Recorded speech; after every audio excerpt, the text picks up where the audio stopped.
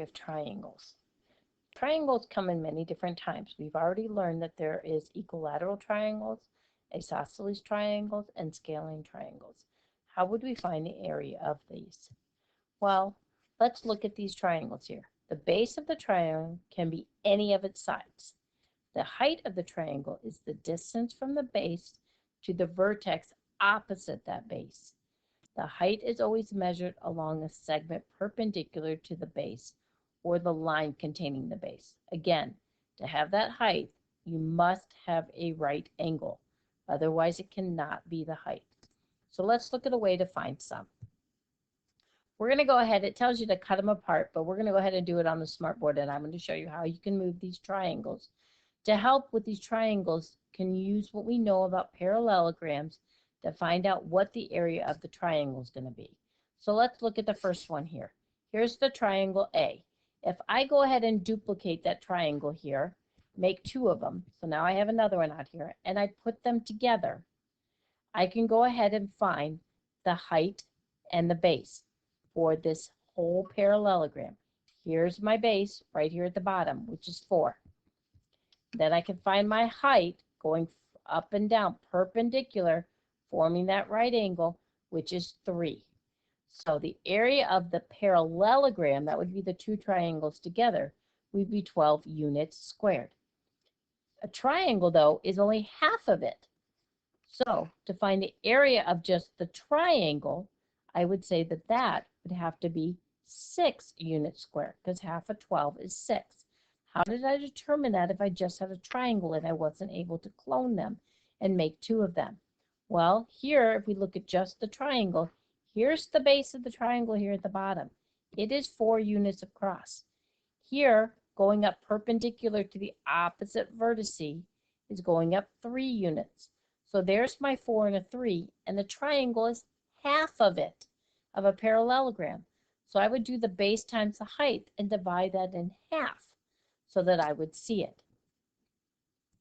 So D says, do the base and the height of a parallelogram correspond to the base and the height of the triangle?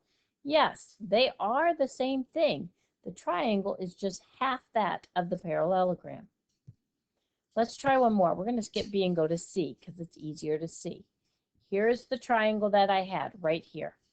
I'm going to go ahead and duplicate it and make a parallelogram for it. If I go ahead and duplicate it and put 2 together, you can see now that the area of this parallelogram is 6 blocks, so it's 6 units squared. The base is 2 and the height is 3. Base times height gives me 6. Now the triangle is half of that. Again, this is the triangle I started with. Here you can see the base is 2 and the height is right here because there's my right angle is 3. That is 6, just like we said for the parallelogram, but the triangle is only half. So I have to do half of the base times the height to find out that it is 3 units squared. So when we think about the relationship between the triangle and a parallelogram, you can think of it as the triangle is half of the parallelogram. So let's now find the areas of these triangles. Well, we know a triangle is half of a parallelogram. We know that the area formula for a parallelogram is base times height. So if the triangle is half of it, I would divide it by 2. That would give me the area of a triangle. Some people write it as area equals 1/2 base times height. Both mean the exact same thing. And remember, the height must be that dotted line or have that right angle in it. That would give me the height of my triangle. So if I look at the first one there, I can see that the base, remember the height comes from the base, it is perpendicular to it. So the base actually is the 2 and the height is the 0.9.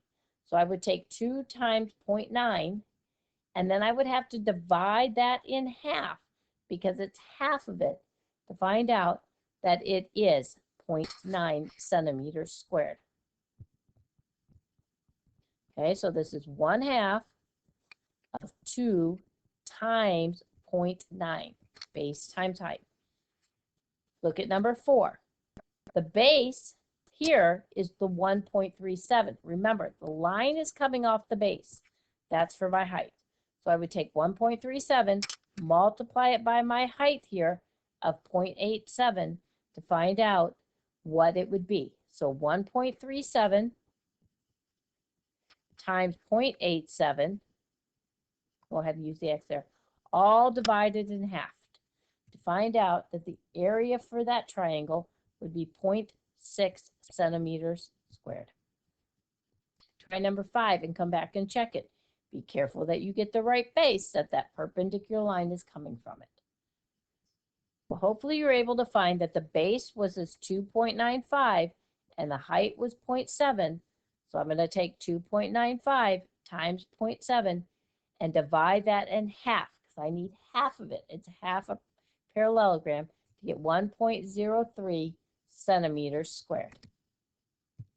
So here's your formula for a triangle. Again, this is how some write it. You may also see it as base times height. What's base times height? All divided by 2. Those mean the exact same thing. There's no difference. People just write them different ways. So let's go ahead and practice some. Remember, the height of the triangle makes that right angle. Sometimes if it's a right angle triangle, I don't need to have a dotted line, like in number 11. The height is 2 and the base is 4. Well, remember, it's 1/2 base times height or base times height all divided by 2. Well, if 2 times 4 is 8 divided by 2, that's 4 feet squared. For the triangle in number 12, the dotted line there is helping me get that right angle to find that height.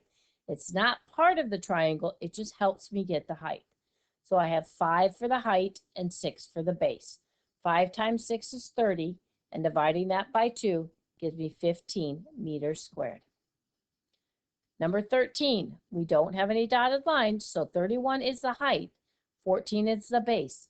If I multiply them together and then divide by 2, because remember it's half of it, is 217 centimeters squared. The same thing for number 14. If I don't have a figure, it doesn't matter. I have a base and a height. I take the base times the height and do half of it. That is how you find the area of a triangle, and you come out with 56 feet squared. Here are some more for you to practice. This time they're asking you not only to find the area, but to also find the perimeter. Well, remember, perimeter is just all the area around the triangle. Doesn't matter what kind of triangle, it's still the perimeter. And the dotted line really isn't there. So the sides of this triangle are 5.6, 4, and 2.3. So if I wanted to find the perimeter of this triangle, I would find that it is 11.9 meters, adding them all up. Now to find the area of the triangle though, I do need this height out here. Here's the height. That is my height right here. And here is my base. Because this dotted line tells me it's coming off the base there. It's kind of hard to see on yours. That's why I kind of put it in a little bit deeper for you so you can see it. Now take your base times your height, multiply it together. So you're going to multiply 2.3 times 3.4 and divide it in half to find out that the area is 3.91 meters squared. Go ahead and practice on this page. Ask questions in class if you have them, but be sure to continue to write down the formula every time. The more you write area equals base times height, all divided by 2 for a triangle, the more you're going to remember it.